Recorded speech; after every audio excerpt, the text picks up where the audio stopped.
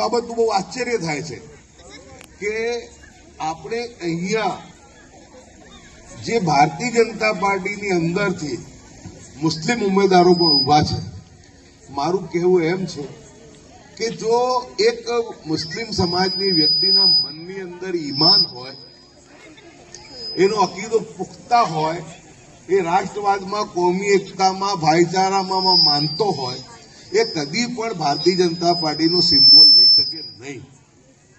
ભારતીય જનતા પાર્ટીમાં કઈ રીતના ઉમેદવારી કરે છે, હું માનું છું કે એમના જમીર કેટલા પડી ગયા છે, કેટલા વેચાઈ ગયા છે, કે આપણને ખબર છે કે રોજ આપણા મોટા ભાઈ સમાજ હિન્દુ સમાજ સાથેનો આપણને સંઘર્ષ કરાવવાનો ભારતીય જનતા પાર્ટી પ્રયાસ કરતી હોય, હિન્દુ મુસ્લિમ વચ્ચે ઝઘડા થાય એવા પ્રયાસ કરતી હોય. આપણે તો હિન્દુ સમાજને આપણા મોટા ભાઈ માનીએ છીએ, પરંતુ ભારતીય જનતા પાર્ટીને એ ગમતું નથી. રોજ તમે જુઓ તો કોઈક જગ્યા જુનાગઢ હોય તો મસ્જિદ ડિમોલિશન થાય, મઝાર શરીફનું ડિમોલિશન થાય, બેટ દ્વારકા તમે જુઓ તો લોકોને ઘર બહાર જે છે સમગ્ર બુલડોઝર ફેરીને ત્યાં ઉજાડી દીધા હોય.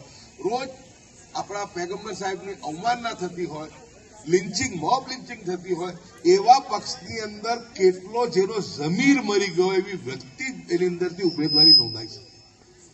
ક્યારે પણ એ ઉમેદવારી ભારતીય જનતા પાર્ટીમાંથી આપણે ના કરી શકીએ.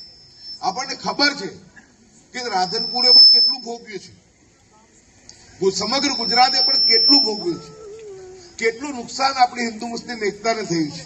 આપણે ગરીબો હોય, ઠાકોર હોય, મુસ્લિમ હોય, દલિત